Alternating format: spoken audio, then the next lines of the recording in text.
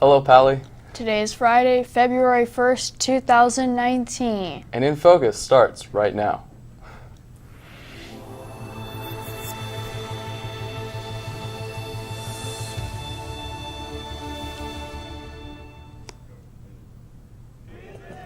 The second dance of the year is coming soon, right in time for Valentine's Day.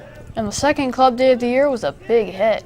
And it might be safe to talk to friends on your iPhone again. We will have details. All that and more is coming up on today's show. Welcome to InFocus. I'm Thomas Colbert. And I'm Jason Goldie. There's a lot going on around campus. Here's some important announcements from today's campus bulletin. Pally students excited to get their groove on have a couple options to get dancing coming up. First is Pally's Winter Formal, which will be in the small gym with Cream Catering. The dress code is semi-formal. DJ Koo from Wild 94.9 will be spinning some sweet tunes. The dance will take place on Saturday, February 9th from 7 to 10. Early bird tickets are $3 for ASB card holders and $5 without an ASB card.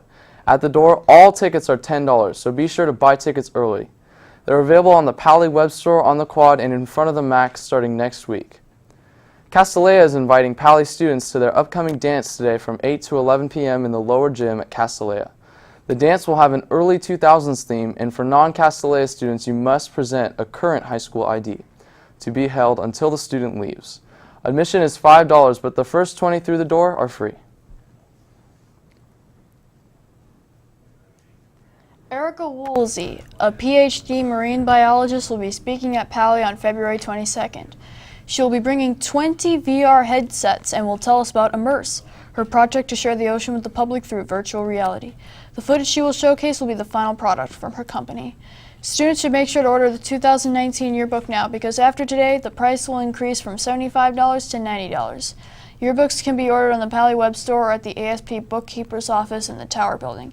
Cash, check, debit, and credit are all acceptable. Email Fatima Giffen at fgiffen@pausd.org for more information or to check if you have already ordered a yearbook. With Valentine's Day coming up, ASB will be selling Valgrams until February 8th. Valgrams can be purchased outside the MAC at lunch for $3 for one or $5 for two. Prospective hackers and those interested in computer science should mark their calendars because Pally's annual hackathon is coming up. The event is on March 16th and 17th, and the cost is completely free. Representatives from Foothill Middle College program will be in room 404 during lunch, February 12th, to meet with interested sophomores. Students and parents are welcome to show up and learn more about the program and application process.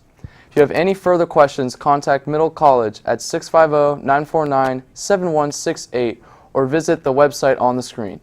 The Teen Art Council is hosting another open mic night tonight. Come by the Mitchell Park Community Center by 7:30 p.m. to enjoy a free night of music and comedy.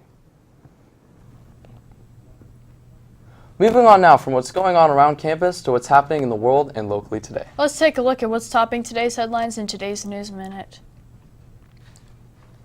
Uber riders in New York City can expect higher fares and not just during a peak travel time. Due to a new driver minimum wage law and other fees, costs to take a ride share are going up immediately. An Uber spokesman says the increase will be based on time and distance. All drivers will take home just over $17 an hour after expenses.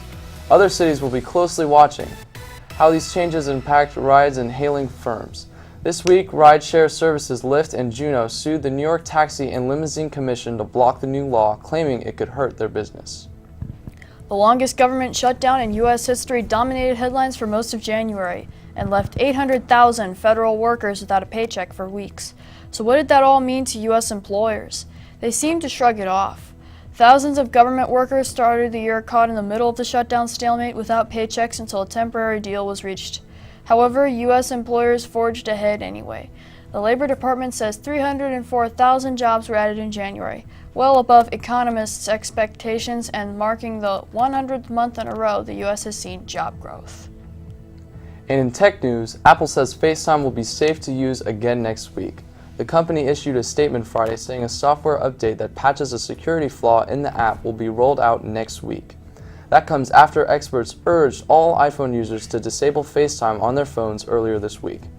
The bug allowed callers using the software group calling feature to access recipients' microphones and cameras without them picking up the call. It was reported by a family and flagged Monday by Apple News website 9to5Mac. Apple quickly disabled the group calling functionally on its servers after confirming the bug. That feature will be re-enabled with the coming software update. News around the world today may be interesting, but now let's shift focus on news of history. It's time for Today in History, and Derek is in the studio now with more. February is nationally recognized as Black History Month, and Derek will be focusing all month on moments in Black history. Thanks, Thomas.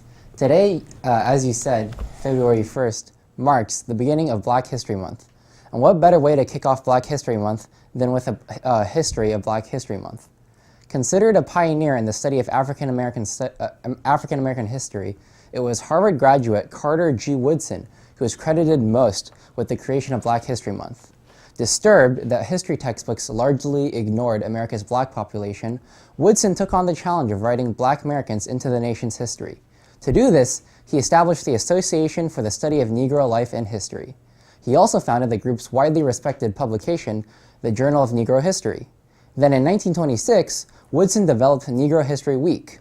In 1976, Negro History Week expanded into Black History Month and has been designated the month of February by every sitting president since then. That's all from me. Back to you. Thanks for that great piece of history, Derek. With it being Black History Month, I am reminded of Pally's Black Scholars United Club. Speaking of clubs, after much anticipation, second semester club day finally happened during lunch today. It was a massive success with countless clubs showing off what they have to offer to Pally's cultural community. We have some footage showing off some of the highlights.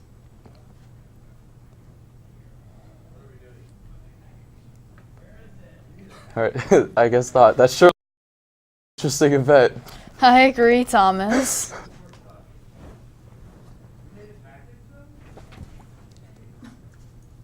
Okay, I guess that sure looked like fun and an interesting event.